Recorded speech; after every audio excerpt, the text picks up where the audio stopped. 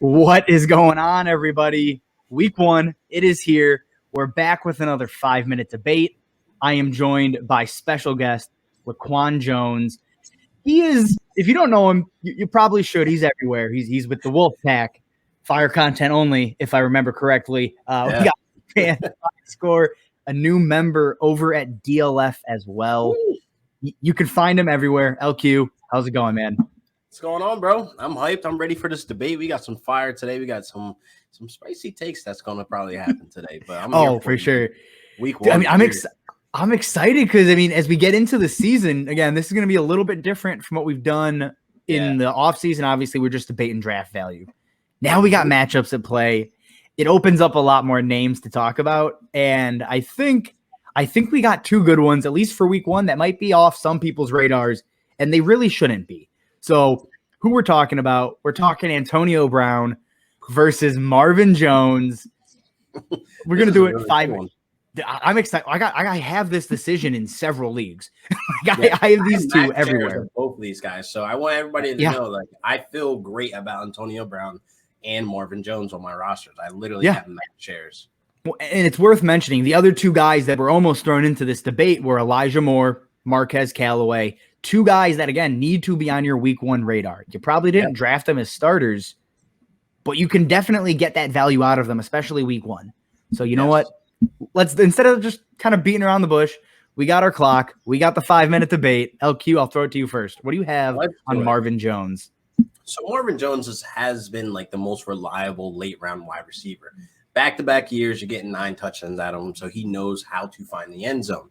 Back-to-back years, he averaged 14 points per game. This is something that we want reliable and safe floors for the guys that we get in the late round. So Marvin Jones has been a clear guy in the 10th round, 11th round, et cetera, where we can have him on our roster, not to have the demand to actually start him, but he can have some really big weeks. But we're talking about week one, and he has Trevor Lawrence throwing him the ball. He possibly has the best matchup going into week one against the broken Houston Texans. So it's like, come on, bro. How doesn't Trevor Lawrence throw for 321 yards? That is literally like where I have it pinpoint that he throws for 321.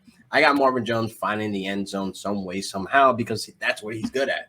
So I can see him being a deep threat as well, being that he finished 12th last season in deep targets. So therefore, Trevor Lawrence can air it out to him if he wanted to. So the 11th in total air yards last season is definitely attractive for Marvin Jones. He's the most proven and reliable wide receiver on that roster. I understand DJ Chark is there, and I understand Shenault is there, but I'm going with the veteran. I'm going with the rookie to lean on his veteran. So Marvin Jones is a smash this week for me. No, I hear you. And again, I love Marvin Jones. I've scooped him up everywhere. And my only hesitation with him this week is I love Trevor Lawrence.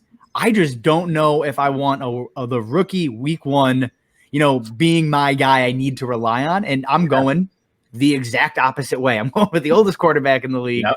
I want a piece of that Buccaneers offense. And Antonio Brown, in the 8 weeks he played, that includes a bye week, as well as, pretty much half a quarter of a game, really, in his first week in week 9. He was the wide receiver 21. He's proven to be a damn good wide receiver still at this point in his career.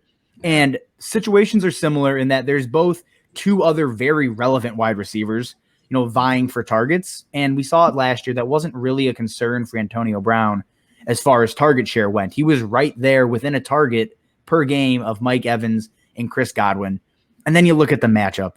The matchup we were all targeting last season, and it's a new year, slightly different defense. But it's the Dallas, slightly. It's not much. I got Dan Quinn, which I'm not excited about. Nobody should be. It's the Dallas Cowboys, a team that you can torch, a shootout style game potentially.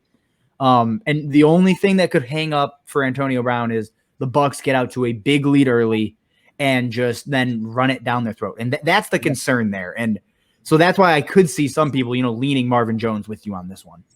I love it. I definitely like Antonio Brown, and I was one of the guys that were all for Antonio Brown last season. And volume is king, man. And I definitely think this is why I can actually favor your side as well when Antonio Brown's a start, because even with a healthy Godwin and Mike Evans, Antonio Brown had 13 targets in one of those games. So it's like, what is going on? He is a reliable target out there. And Tom Brady obviously is a big fan of having him there, wanting him there. Living with him. Got it all. Well, like waking up, getting breakfast together, like it's nuts, man. And like volume is king. And I could definitely see why people can agree with you with Antonio Brown for that week 1 matchup. Right. Yeah. I mean, again, both these guys are extremely viable, especially week 1. These are the kind of gems you're looking for late. Let's say you have Brandon Ayuk and someone I'm not overly excited to start week 1 because of, he's got the minor hamstring injury. I'll play Antonio Brown. I might even play Marvin Jones over him. There's other guys we can throw out. I mean, Allen Robinson, does he give you any kind of concern?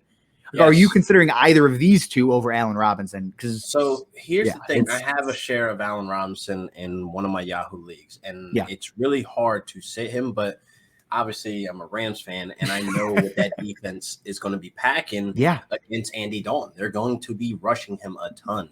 So I actually have shares of Darnell Mooney as well. He's another late round guy where it's like I'm pulling the brakes on week 1, where I had him in my flex. Now I've subbed him out for possibly an Antonio Brown or a Marvin Jones. So it's like, I don't know about, Bears wide receivers in this week 1 prime time with Andy Dalton.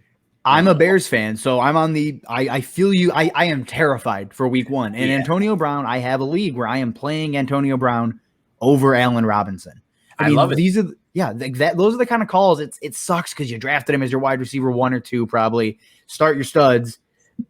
Oh, and Jalen Ramsey is the only quarterback I'm benching dudes against. Yeah, I mean we've seen it 2 years in a row, and this is already off topic of who we're talking about today, but whatever. It's Allen Robinson 4 for 70, and then 4 for 15 in the 2 games against Jalen Ramsey.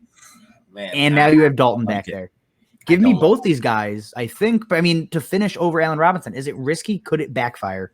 Absolutely. Week 1. But nobody knows.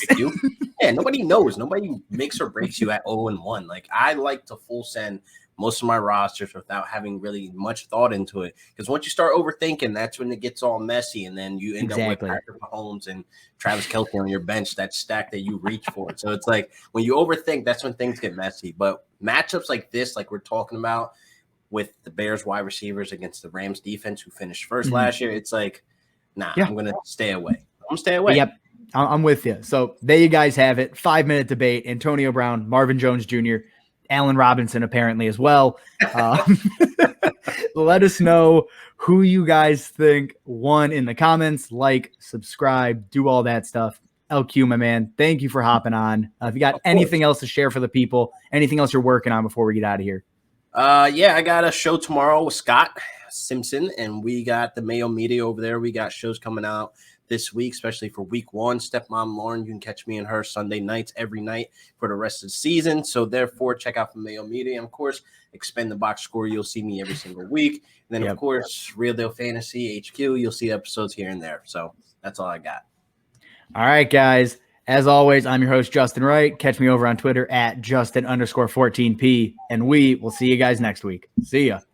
Peace.